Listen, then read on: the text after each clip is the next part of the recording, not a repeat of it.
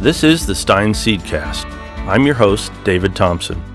Join me as we visit with growers, agronomists, seed experts, and other industry professionals about seed, agronomy, and the business of farming. Hello, I'm David Thompson, National Marketing and Sales Director for Stine Seed Company, and welcome to the Stine Seedcast. On today's episode, we welcome back to the Seedcast Company President Myron Stine. Welcome, Myron. Thank you, David. Great to be here. So Myron's here today as we're in the planting season to share a story about what I think is certainly one of the more interesting times during my time at Stine. And that's a story of how we got involved in the development and sale of narrow row planters. So let's get started. Well, Myron, anybody who knows much about Stine knows that we aren't afraid to think outside the box. We're always kind of thinking of new ways, new ideas, and how to push the industry forward. And to me, one of the more obvious stories around that is the what we call the Twin 20 planter program. So kind of wanted to talk about that. So this would have taken place in the mid 20-teens, so just about 10 years ago. But I guess to get the stage started, I wonder if you would talk to us a little bit about the events that kind of led up to us launching the planter program. So what was happening in the early part of the 20-teens that led us down that path? Well, so our breeding program began to take plant height data, and clearly there was a trend that as we progressed and we brought new generations of material out, that material got shorter and shorter. And so we figured out, oh my gosh, higher yielding corn needs more population. Okay, so that was the start of short statured corn for the industry, and we were on the forefront of that. And other companies were telling us, oh my gosh, that's not correct. That's not how this is going to work. But my father was sure of that, and still today, I think everything that he figured out has come to fruition, Well, anyway, at that time, we thought, how can we really show our customers what it means to take these new hybrids and make them highly productive on your farm? And in a lot of cases, that meant people would have to exceed what their 30-inch row equipment would handle for population on their farm. Yeah, so as you're talking about it, again, what we were looking at was potentially populations that would push the envelope and probably exceed the envelope in what we consider to be a 30-inch row. Is that fair? On productive ground. That's right. In a 30-inch row, once you exceed about 39,000 plants per acre, you've really exceeded what that row width can handle. I mean, your spacing gets so tight in the row that it's difficult. You begin to hurt yourself because your plants are too close. So in our environment, here on the Stine farm, we've been or had been at that point in sub 30-inch for a number of years, right? I mean, since sometime in the 90s, or I think early 90s maybe. So for us, that was commonplace. But I guess as we were talking about this, we realized this starts to move beyond a conversation about convincing people to buy seed. And now you're really talking about changing their cultural practice, right? Exactly. So we understood that was a stumbling block with some customers, to go to them with these new hybrids and say, okay, plant this at, have it finished of 44,000 plants on your farm. So how can we, what can we do to help this along? And so my father came up with the idea of saying, let's have a program where if a grower commits to so many units of corn of these new products that we're bringing to the market, how can we help that grower get a narrow row planter to help them move their farm to a narrower row configuration from what they're at right now? So that's how it all started. And that sounds wonderful and amazing. Incidentally, I was going to tell you, you talked about us being known for innovation. There have been some recent surveys out that tell us that our brand is without a doubt known for innovation. So, and when we decide we want to do something new and different, especially my father, when he decides he wants to do something new and different, he just does it. And Yep. so all of a sudden, we're wanting to figure out how do we get these narrow row planners to our customers, and that was the start of it. So so I guess from there, so now we're talking about, probably sometime in I suppose the winter of 2013 or maybe early in 2014. Talk me through, how does a seed company begin the process of courting equipment manufacturers to convince them to create a product that certainly there's some market there, but it's not by any means an established market. I guess what do you recall from that time? Well, first of all, it wasn't an easy task. Right. And then secondly, I know, we've always had a relationship with John Deere. So we went to John Deere first. And they were actually, there was a manufacturer that made John Deere bars here in Iowa that we knew well. And that individual was open to making the bars and also to putting the planter units on as needed for the Deere machines. Then we went Great Plains. Great Plains as a company said they were open to doing this also. I also recall I did some presentations with the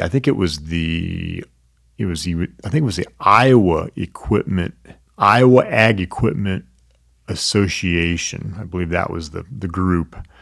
And so this was a year before we started doing all this. And I was talking about this concept and explaining how we thought not only will our genetics need this type of a farming practice, but we think some of the other companies down the road, without a doubt, we think the future of high yielding corn will be narrow row configurations. So I remember presenting to this group and this group saying, interesting. And there happened to be somebody from Great Plains at that meeting. Okay. And so so those were two different manufacturers that came to the plate and said, hey, we're willing to do something here.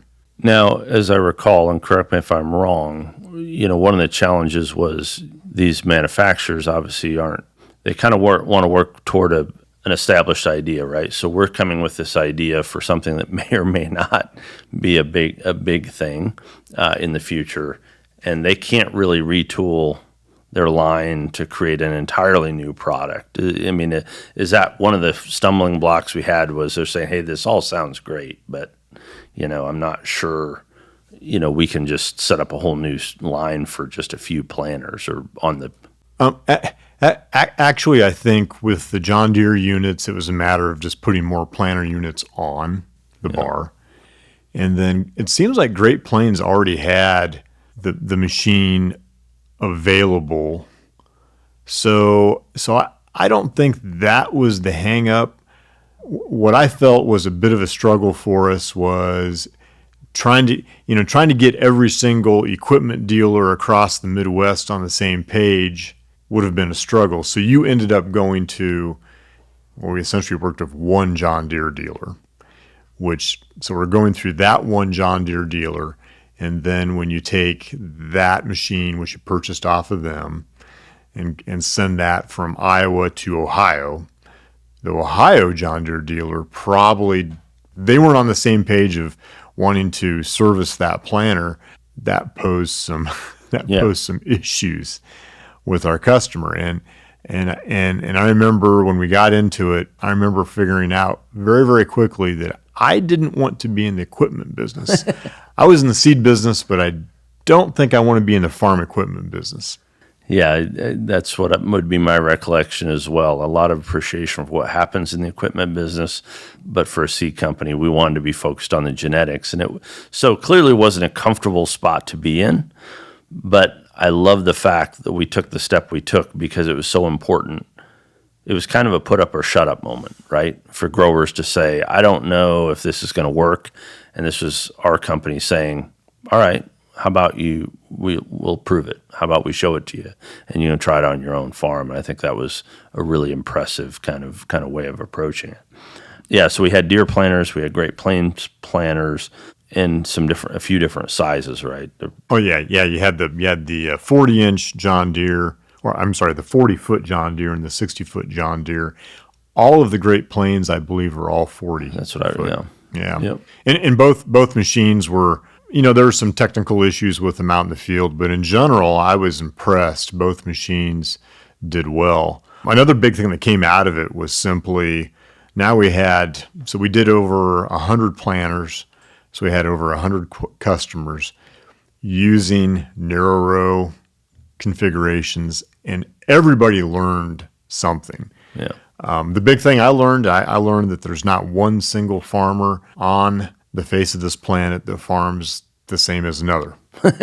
Every farmer has a lot of different ideas on how they manage their farm and how they manage their crop, and you can't take them and categorize them. They're all very, very different. So when we talk about the program, maybe just a little bit of for background, really Stine was driving this. Stine was involved in securing the planters. I mean, essentially, wasn't it? It was basically a lease to purchase type program. Is that accurate? Yeah, we bought the planters, so Right.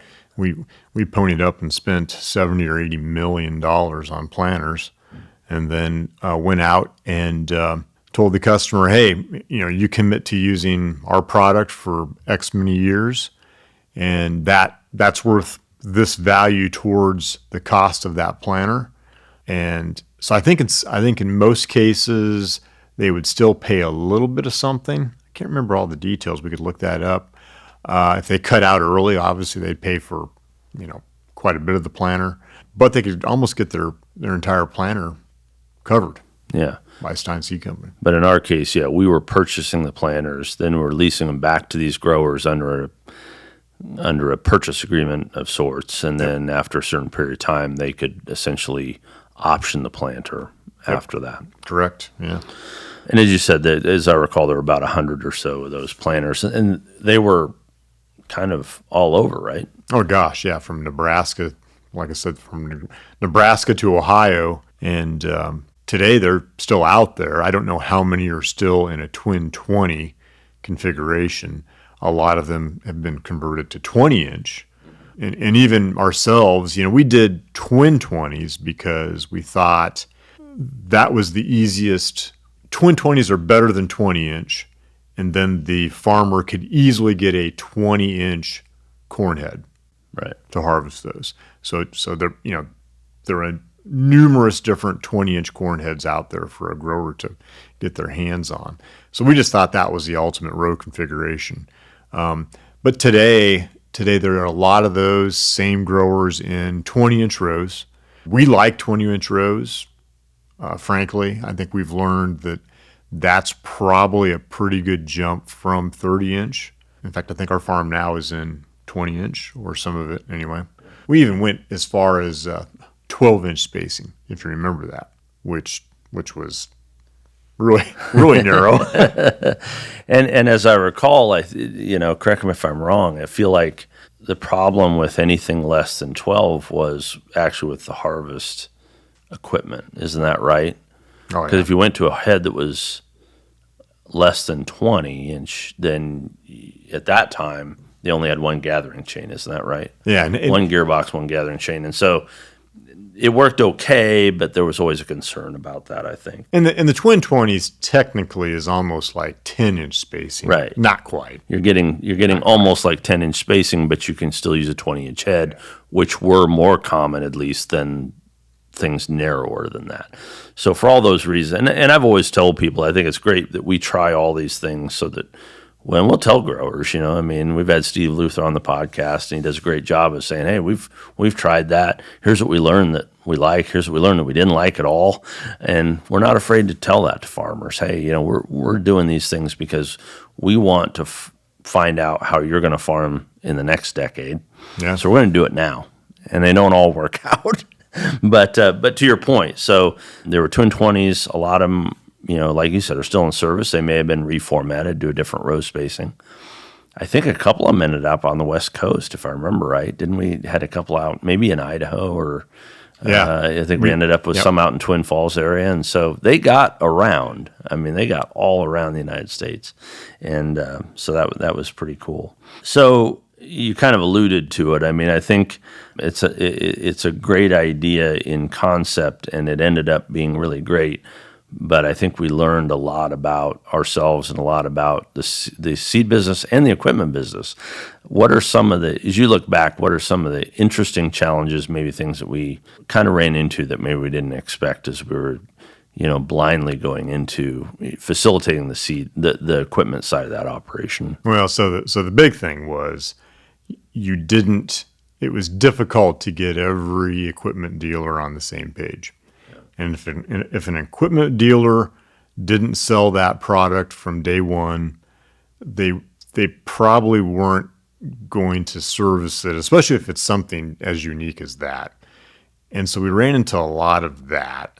So that meant all of a sudden the Stine representative out there is kind of a neuro planner rep. Yep.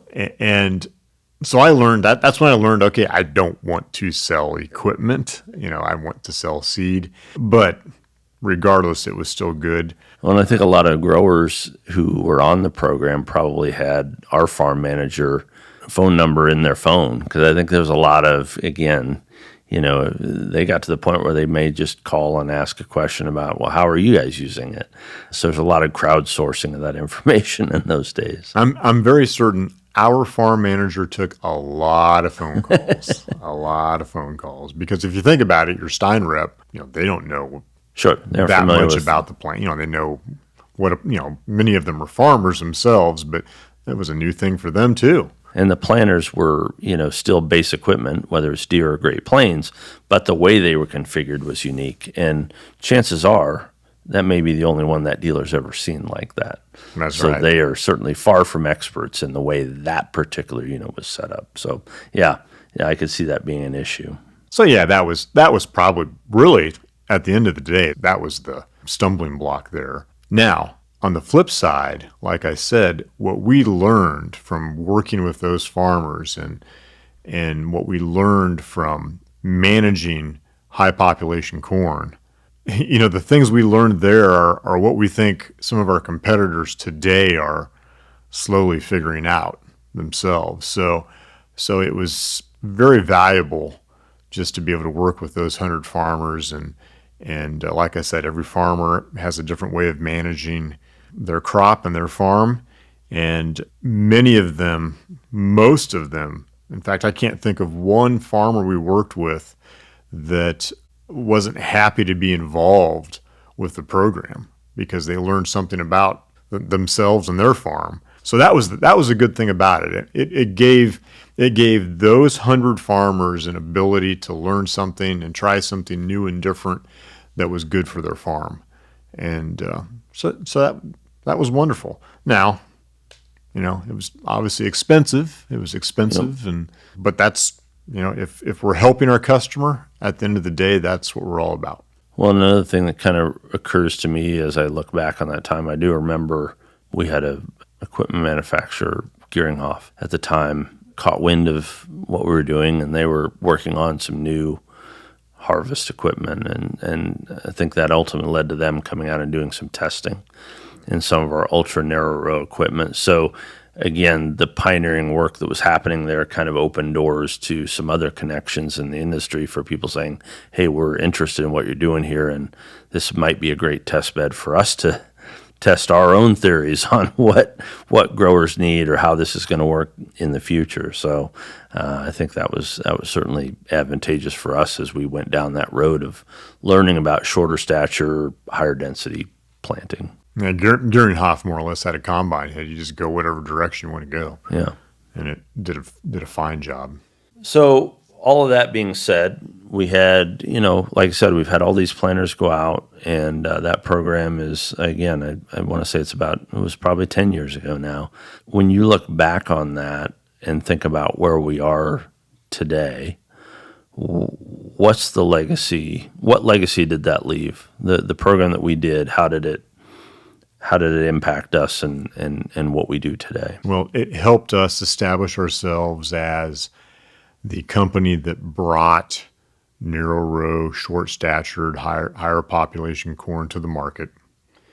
And the things we learned 10 years ago, we're using today to help our growers take our new genetics that we have. And by the way, for 2026, we have, a number of new conventional lines, for instance, that like population that need to be 10% higher than what you would normally plant other corn on your farm. And so all that work we did 10 years ago with those planters helped us understand how to work with our customers today. And until you asked me to talk about this, I never really stepped back to think about that.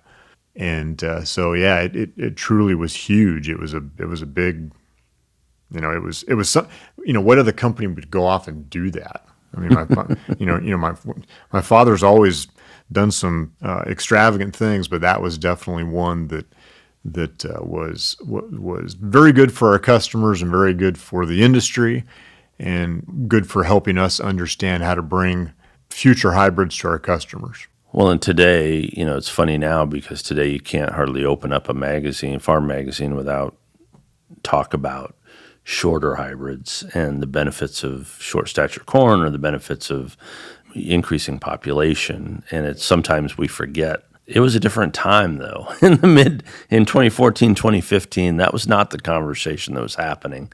And so to make this kind of move and to put this program out, it was certainly met with probably with equal parts surprise and sort of sometimes scorn, because like I said, there was a lot of thought in the industry that I'm not sure this is where this is going. And now here today, it seems like everybody's kind of jumping on that bandwagon. It feels like, anyway. No, I remember at that time, I had somebody from a great company on the corn side, and they were not involved with short stature corn. And they told me we were utterly crazy and we didn't know what we were doing and that our data wasn't right. And today I would tell you there's a distinct possibility that company is in the thick of it with short stature corn. So as we close out our conversation today, Myron, I mean, you kind of mentioned about 2026 and some of the new stuff that's coming. What has you excited in the corn side for the coming season? So about 20 years ago, our company decided that we needed more early germplasm on the corn side. And so we worked really, really hard because we had a lot of material on the later side. So I'm talking late as in 105 day or later. And today we're releasing a plethora of products on the early side. So that would be 105 days and earlier, okay, up to 85 day material, as early as 85 day material. So that's the exciting thing. We have all these new genetics that are different than anything I've ever seen before, and the data on them looks phenomenal. We've had them in strip trials. We have 4 to 5 years of yield data and notes taken on these products. Some of them are just conventional because they're so new. We haven't moved traits into them yet, and so that's the exciting thing. And I think on the conventional side specifically, we think that market's growing. There's more growers that are saying to themselves, do I really want a trait? There are other technologies out there today that allow us to do the same thing that traits do. And so I can take conventional corn and do quite well on my farm with that. So that's the push this year, is taking these newer genetics and getting them in the hands of our customers and bringing them success through those. And interestingly, to circle back around, I mean, we talked about, the timing back in the, 2012 era when we thought, oh my gosh, corn is just going to get shorter and shorter and shorter. And it would appear, I think, that, we feel like we've kind of, flattened that curve. There seems to be a limit as to how much short corn will get short. And so what I've seen is sort of us kind of hitting this equilibrium point. And then the other side of that being, of course, we still have hybrids that are much more typical, relatively speaking, in their approach to height.